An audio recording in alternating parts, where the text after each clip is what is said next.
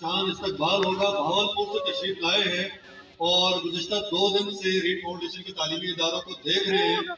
آپ کی توانائی ہی ان کے استقبال ہوگی، جن کی شخصیت باکمال، انداز بے مثال پروفیسر ہوں تو بہاولپور میں اسلامی یونیورسٹی ہے، وہاں ایک ریٹائرڈ پروفیسر صاحب ہیں اور ان کی بیگم صاحبہ بھی ریٹائرڈ پروفیسر ہیں۔ تو وہ میرے بڑے دوست ہیں، عمر میں تو مجھ سے بہت بڑے ہیں مگر میرے بہت دوست ہیں، اور جب ان کو کوئی میڈیکل پرابلم ہو تو وہ میرے پاس تشریف لاتے ہیں اور میں ان کی جو خدمت کر سکتا ہوں۔ تو ان کے 4 بچے ہیں اور بڑے فخر سے بتاتے ہیں کہ میرا بڑا بیٹا برسبن میں رہتا ہے، دوسرا بیٹا امریکہ میں ہے، تیسرا دبئی میں ہے اور چوتھا سعودی عرب میں ہے۔ اور وہ کہتے ہیں کہ وہ سارے ہائی اچیورز تھے۔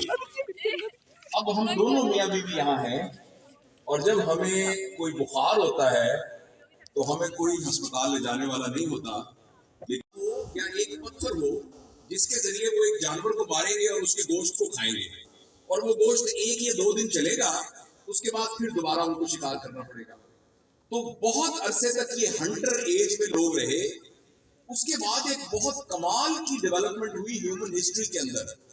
ہم سوچ رہے ہوں گے کہ شاید کوئی بہت بڑی ایجاد ہوئی، لیکن ایک ایسا فینومینا ہوا، ڈومیسٹیکیٹ ہو گئی، یعنی آگ انسان کے کنٹرول میں آ گئی۔ اس سے پہلے پہاڑوں میں آگ لگ جاتی تھی اور پہاڑوں میں جنگلوں میں آگ لگ جاتی تھی، لیکن انسان اپنی مرضی سے آگ کو اپنے کنٹرول میں نہیں رکھ سکتا تھا۔ جب انسان طریقے سے لوگوں کو یہ بتایا جائے، اور یورپ میں ایک پروجیکٹ شروع ہوا جس کا نام تھا پروجیکٹ آف انلائٹمنٹ۔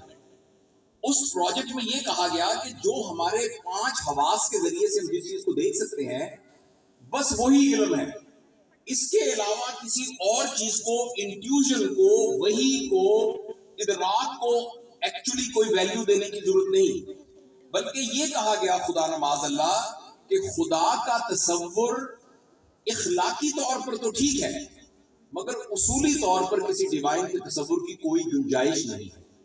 یہ پروجیکٹ اگر آپ نیٹ پہ لکھیں گے تو پروجیکٹ آف انلائٹمنٹ کے نام سے آپ کو پتا چلے گا، جس میں ایمانوئل کانٹ اور اس طرح کے جو بہت فلاسفرز تھے، انہوں نے انسانوں کو یہ کہا کہ ایک ڈیوائن کی گائیڈنس کی بجائے ہم آپ کو ایک اور آلٹرنیٹ دیتے ہیں، اور اس آلٹرنیٹ کا نام ہے ہیومنزم۔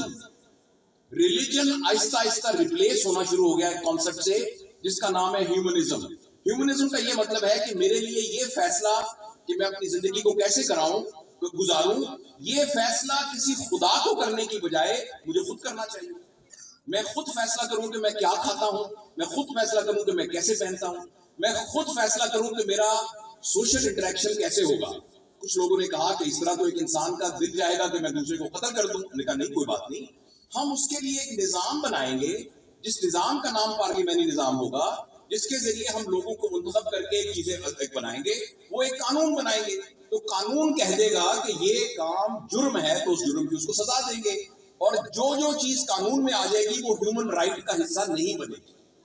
یہ نعرہ کتنا فیسینیٹنگ نعرہ لگتا ہے، دیکھنے میں یہ کتنا اٹریکٹیو نعرہ ہے، مگر ایکچولی یہ نعرہ اینٹی ڈیوائن نعرہ ہے۔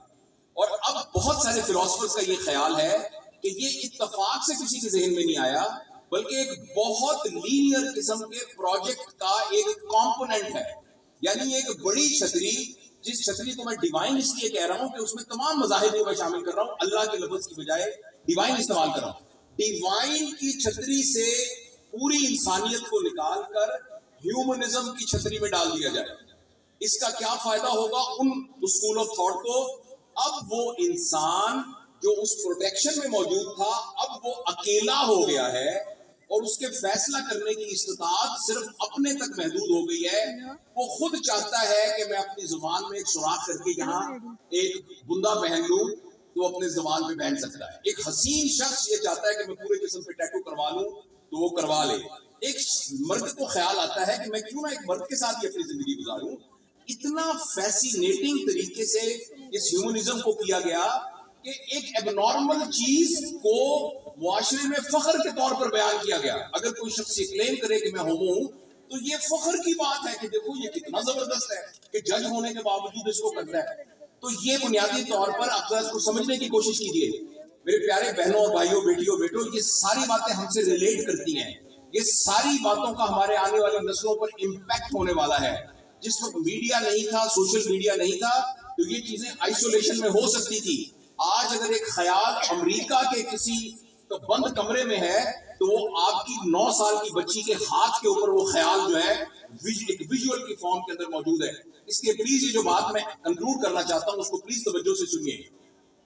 لہٰذا اس ہیومنزم کے بارے میں یہ کانسیپٹ بننا شروع ہو گیا، اور یہ کانسیپٹ ایکچولی انسان کو آزاد کرنے کی بجائے انسان کو خدا سے یا ڈیوائن سے ڈسکنیکٹ کرنے کا ایک پروجیکٹ تھا. اور ایک چھوٹے چھوٹے سٹیپس کے اندر اس موقع پر اس خیال کو علمی طور پر ہینڈل کرنے کی استطاعت موجود ہونے کے باوجود جو مسلمانوں کا انٹیلیجنشیا اور جو ان کا علم تھا وہ اپنے پولیٹیکل حالات کے ٹرموائل کی وجہ سے وہ اس قابل نہیں تھا کہ اس کو لاجیکلی انٹریکٹ کر سکے. باوجود اس کے کہ اس کے اندر یہ ایبلٹی موجود تھی قرآن کے علم کی کہ وہ اس کو چیلنج کر سکتا تھا. اور دوسرا پرابلم یہ ہوا کہ مسلمانوں کے اندر ایک پولیٹیکل ٹرموائل کی وجہ